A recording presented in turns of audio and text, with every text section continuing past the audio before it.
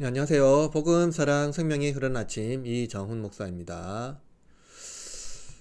오늘 본문은 성읍과 주변 지역을 재건하며 그 안에 역할을 감당하는 사람들에 대한 말씀입니다. 하나님은 당신의 뜻을 이루기 위하여서 각 사람을 부르시고 그들을 통해 하나님 나라를 세워 가십니다. 하나님의 부르심은 인간의 헌신으로 이루어지는 것이 아니라 그리스도 안에서 이루어지는 섭리의 결과입니다. 우리는 오늘 본문을 통해서 우리의 삶 속에서 하나님의 나라를 세우는 성경과 헌신, 그리고 공동체 안에서 사명자의 자세가 어떠해야 하는지를 살펴보고자 합니다. 오늘 아침 하나님께서 주시는 말씀은 느헤미야 11장 19절에서 36절입니다. 성문지기는 악굽과 달몬과 그 형제인이 모두 172명이며 그 나머지 이스라엘 백성과 제사장과 레위 사람은 유다 모든 성읍에 흩어져 각각 자기 기업에 살았고, 느디님 사람은 오벨에 거주하니 시하와 비스바가 그들의 책임자가 되었느니라. 노래하는 자들인 아삽 자손 중 미가의 현손 마따냐의 증손 하사비아의 손자 바니의 아들 우시는 예루살렘에 거주하는 레위 사람의 감독이 되어 하나님의 전 일을 맡아 다스렸으니, 이는 왕의 명령대로 노래하는 자들에게 날마다 할 일을 정해 주었기 때문이며, 유다의 아들 세라의 자손 곧 무세사벨의 아들 부다히아는 왕의 수하에서 백성의 일을 다스렸느니라. 마을과 들로 말하면 유다 자손의 일부는 기럇 아르바와 그 주변 동네들과 디본과 그 주변 동네들과 여갑스엘과 그 마을들에 거주하며, 또 예수아와 몰라다와 벳벨렉과 하살수알과 부엘세바와 그 주변 동네들에 거주하며, 또 시글락과 무고나와 그 주변 동네들에 거주하며, 또 에느림몬과 소라와 야르뭇에 거주하며, 또 사노아와 아둘람과 그 마을들과 라기스와 그 들판과 아세가와 그 주변 동네들에 살았으니, 그들은 부엘세바에서부터 흰놈의 골짜기까지 장막을 쳤으며, 또 베냐민 자손은 게바에서부터 믹마스와 아야와 베델과 그 주변 동네들에 거주하며, 아나돗과 높과 아나냐와 하솔과 라마와 깃다임과 하딕과 스보임과 느발랏과 로드와 오노와 장인들의 골짜기에 거주하였으며, 유다에 있던 레위 사람의 일부는 베냐민과 합하였느니라. 먼저 느헤미야 11장 19절에서 24절은 성전과 성읍을 지키는 사람들, 즉 문지기, 노래하는 자들, 그리고 여러 직분을 맡은 자들에 대한 기록을 담고 있습니다. 이들은 성전을 보호하고 예배를 통해 하나님의 이름을 높이는 사람들이었습니다. 먼저 문지기는 하나님 나라의 법안에서 성전 출입을 관리하였습니다.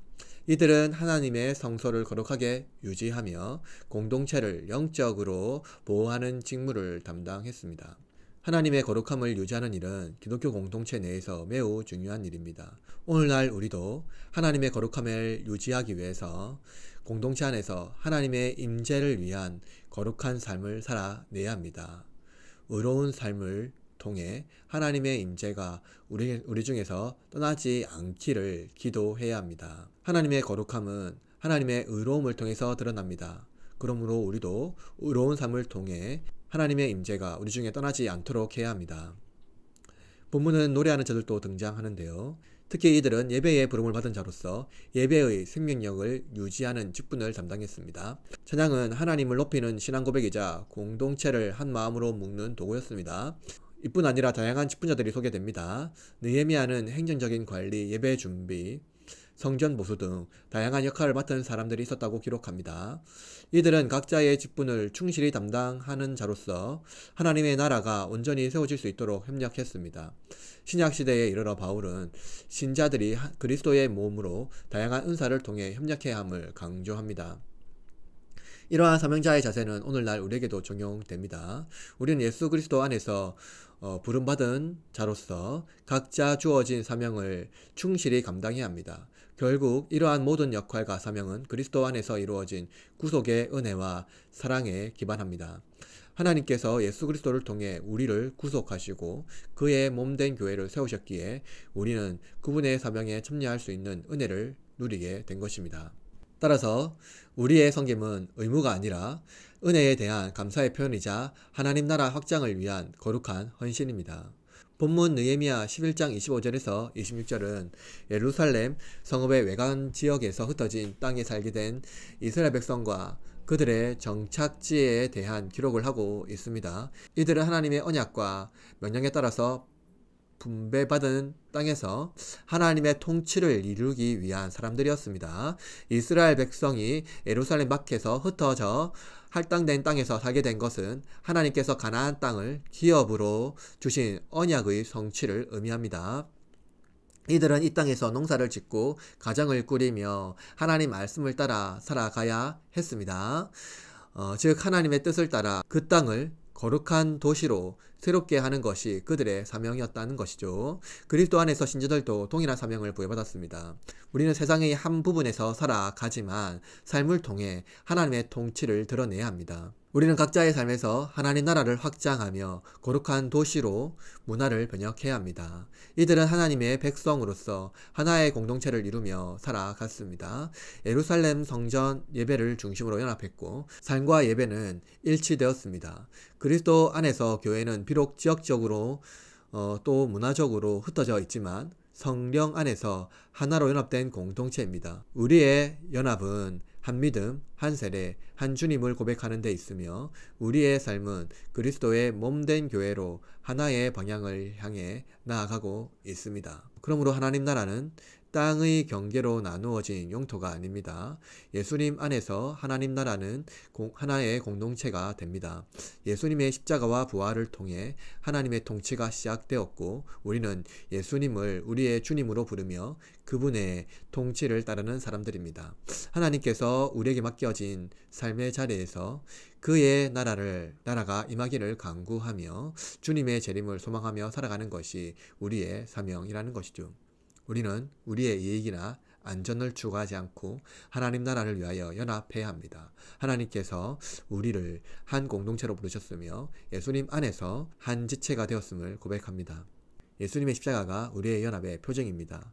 우리는 각각 인격과 성품이 다르고 생각이 다르지만 하나님 나라에서 모든 뜻은 하나가 될 수 있습니다.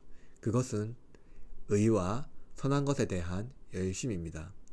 오늘날 한국 사회가 슬픈 지경에 있습니다. 그러나 사명자의 자세는 이러한 고통 중에서 의와 선한 일을 위하여 자기 맡은 일에 최선을 다하며 살아가는 것입니다. 불의를 버리고 선한 일을 열심히 합시다. 하나님의 의로움을 의지하며 하나님의 선하심을 붙들어 살아가십시오. 그것은 하나님께서 우리에게 부르신 하나의 소망이자 분열이 아니라 맡은 일을 열심히 하는 하나님의 의에 참여하는 것입니다. 우리 하나님의 의는 선하시며 오직 하나님의 뜻만이 세상을 선하게 변화시킬 수 있다는 것을 여러분 기억하십시오. 오늘 본문에서 예루살렘에 모여서 그 도시 문화를 새롭게 변혁하는 것처럼 오늘 우리도 세속화된 사회에서 예수 그리스도 안에서 이 도시 문화를 하나님의 의와 선하심과 그분의 거룩함으로 새롭게 변혁해야 할 사명이 바로 저와 여러분의 사명이라는 것을 잊지 마시길 바랍니다. 대림절입니다. 오늘 하루도 예수님의 십자가 안에서 하나가 되어 우리가 맡은 일, 자기가 맡은 일을 최선을 다하여 선한 일에 열심히 하는 저와 여러분이 되시기를 바랍니다. 분열과 투쟁이 아니라 하나됨과 협력으로 그리스도의 사랑을 실천합시다. 분열이 아닌 하나됨, 그것이 대림절 예수 그리스도께서 다시 오실 것을 소망하며 기쁨으로 나아가는 사명자의 자세입니다. 오늘도 복된 하루가 되시길 바랍니다. 다 같이 기도하겠습니다.